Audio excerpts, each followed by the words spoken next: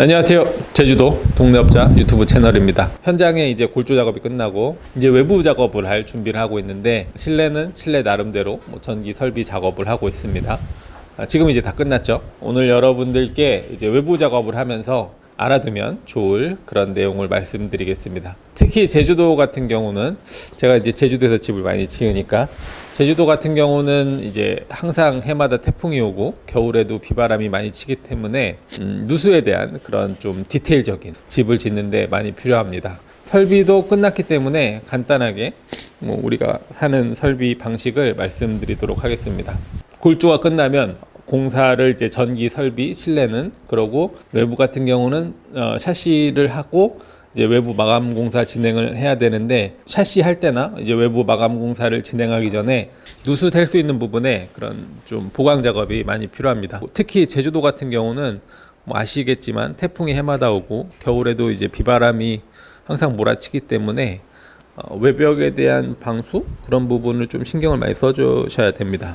그래서 우리가 하고 있는 그런 시공법, 그런 디테일 부분과 설비나 전기 부분에서도 그냥 우리가 하고 있는 일반적인 사항을 좀 여러분들께 보여드리고, 좋은 방법이라고 생각이 되면 따라 하시면 되고, 저보다 더 이제 능력이 좋고 연구를 많이 하시고 실력도 이제 월등하게 높으신 분들이 많이 있으니까, 그분들이 좀 더 좋은 디테일을 갖고 있으면 그런 거를 보고 배우셔서 하셔도, 적용하셔도 좋을 것 같습니다. 그럼 먼저 외부 이제 누수에 대한 디테일을 좀 말씀을 드리겠습니다.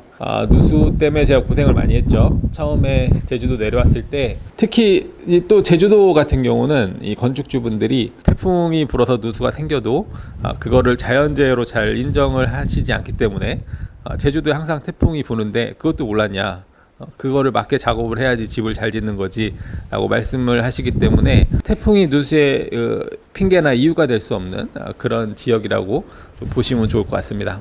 단층 같은 경우는 저희도 태풍이 불건 뭘 해도 크게 걱정을 안 하는데, 이제 문제는 테라스가 있는 집, 지붕각이 좀 이제 낮은 집, 그런 집들이 태풍이나 비바람에 많이 위험하죠. 제가 한번 크게 경험했던 적이 있는데, 누수 때문에 제주도에 17년도에 와을에 주택을 하나 지었는데, 창문 마감을 하고 창문 외부 디테일을 창문 테두리에 프레싱 작업을 했는데 2년을 못 버티고 창문 밑으로 누수가 생겨서 좀 대공사, 대보수를 했던 적이 있죠.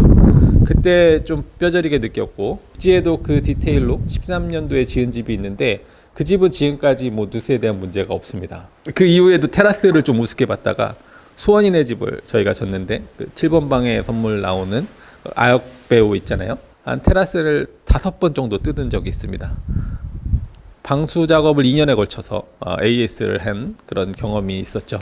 그 이후로 제주도 이제 태풍에 대해서는 항상 고민을 많이 하고, 이 콘크리트 주택 같은 경우도 좀 누수 잡기가 어려운데, 콘크리트 주택은 누수가 생겨도 어떤 내구성에 큰 영향을 영향이 있겠죠. 근데 바로 나타나는 게 아닌데, 목조 같은 경우는 누수가 생기면 바로 티가 나고, 또 그거를 길게 놔두면 안 됩니다. 바로바로 AS를 해주고, AS 하기도 쉽고 또 AS를 빨리 진행을 해줘야 되는 그런 집이 이제 목조 주택이라고 생각이 됩니다. 수원이네 집은 테라스를 한 5번 뜯었는데, 이게 어느 정도 초속 한 20 이상 되는 태풍이 와야지 이 물이 새는 겁니다. 그래서 보수를 하고 나도 웬만한 비에는 물이 안 새기 때문에, 내년도 태풍을 이제 겪어봐야지 이게 물이 새는지 안 새는지 알 수 있었던 거죠.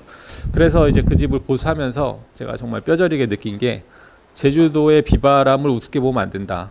얘네들은 정말 강력한 애들이다. 그래가지고 뭔가 특별한, 좀 과하다 싶을 정도로 방수 작업이 필요한 곳이 제주도다라고 그렇게 생각이 됐습니다. 그래서 저희가 하는 방수 디테일을 좀 보여드리고, 설비 작업한 것도 좀 보여드리고 하겠습니다. 설비 작업은 저희가 주로 하는 설비 작업은 큰 특별한 건 없고, 일단 각방 온도 조절기를 좀 다 써주고, 그거는 어디 가나 똑같으니까. 그리고 바닥 단열재를 좀 아이소핑크, 이게 일반 스티로폴이랑은 좀 틀린 제품이죠. 그래서 금액 차이가 많이 나지가 않습니다. 아이소핑크를 쓰나 스티로폴을 쓰나. 그 다음에는 설비는 특별한 건 없을 것 같아요. 수전을 좀, 매립 수전을 좀 저희가 주로 사용하는 입장이고, 매립 수전 같은 경우는 보기는 깔끔한데 한번 하자가 생기면 뜯고 다시 해야 되는 그런 아주 안 좋은 바람이 돌풍이 많이 불어서 좀 마당 좀 정리하고 와야 될 것 같아요. 그럼 이제 외벽에 저희가 사용하는 방수 디테일에 대해서 말씀을 드리겠습니다. 제 말이 다 맞는 게 아니니까 저보다 훨씬 실력도 좋고 또 많이 아시고 많은 경험을 갖고 계신 분들이 있기 때문에 그분들도 각자 나름의 고유한 그런 작업 방식을 갖고 있을 겁니다. 일단 외벽에서 좀 누수가 취약한 부분이 창호죠. 그 창호 부분을 좀 조심을 해야 되고, 해외도 이런 창호 부분에 누수가 많기 때문에 얘네들도 나름대로 많은 디테일을 적용을 합니다. 블루 스킨을 사용하는 데도 있고 프레싱으로 작업을 하는 데도 있고 다양한 EGC를 사용을 해서 나름대로 열심히 방수를 잡으려고 하죠. 그 다음에 이제 레인 스크린을 저희는 꼭 해주는데, 이 레인 스크린의 이제 원리는 물이 이 기밀막에 닿지 않고, 물이 침투했을 때 물이 기밀막에 닿지 않고 레인 스크린 안쪽 벽으로 해가지고 밑으로 빠지는, 그래서 이 기밀막 안쪽은 항상 뽀송뽀송하게 물이 닿지 않는다.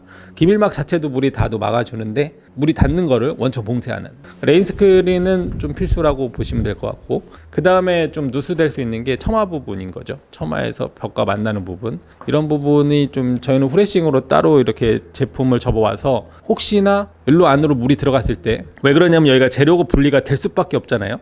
처마 재질과 벽체 재질이 같이 맞출 수는 있지만 대부분 분리되는 걸로 제가 알고 있습니다. 이 재료 분리가 되면 이 크랙 같은 현상이 나타날 수 있기 때문에 이런 부분에는 좀 누수 작업을 좀 잘 해줘야 되는, 그래서 저희는 디귿자 이 프레싱을 접는데, 이거는 스타코 작업하는 집은 스타코 EPS 외단열 보드에 맞춰서 이런 디귿자 프레싱을 접어서 이제 처마와 벽체에 물이 들어가지 않게, 물이 들어가려면 이 디귿자 후레싱을 통해서 들어가야 됩니다. 그러니까 한번 역류를 해야 되고, 바람이 정말 강력해서 이 물이 외벽 안쪽으로 들어갔다 해도 레인 스크린 안쪽 면을 타고 밖으로 물이 떨어질 수 있게 그런 시스템으로 작업을 했습니다. 테라스 같은 경우는 정말 좀 조심해야 되는데, 저는 방수 중에 믿는 거는 사실 FRP만 믿기 때문에 테라스 같은 경우는 이중 레이어 방수를 좀 많이 합니다.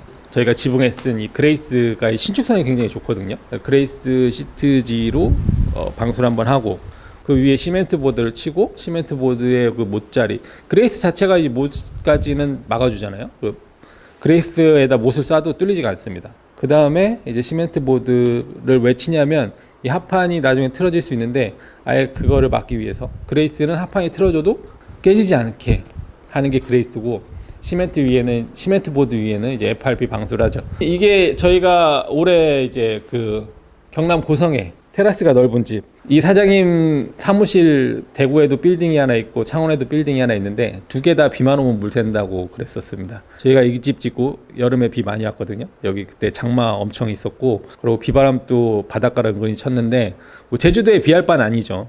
그래가지고 아직까지 물도 안 새고 뽀송뽀송하게 잘 살고 있습니다. 그래서 오늘 여러분들께 이 방수에 대해서 제주도에 집을 지으시려면 좀 이 부분에 대해서 좀 고려를 많이 해야 된다, 그 말씀을 드리고 싶었습니다. 다음 영상에서 좀 더 유익한 내용으로 인사드리겠습니다. 감사합니다.